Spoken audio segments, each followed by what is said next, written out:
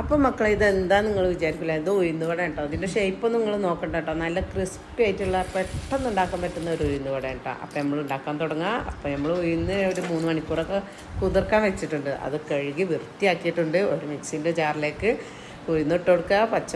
ഒരു പച്ചമുളക് എരിവിന് ആവശ്യമായി, പിന്നെ ഉപ്പിട്ടുകാണ്ട് കുറച്ച് വെള്ളം, ആവശ്യത്തിന് വെള്ളം ഒഴിച്ച് ഒന്ന് ഫൈനാക്കി അരച്ചെടുക്കുക.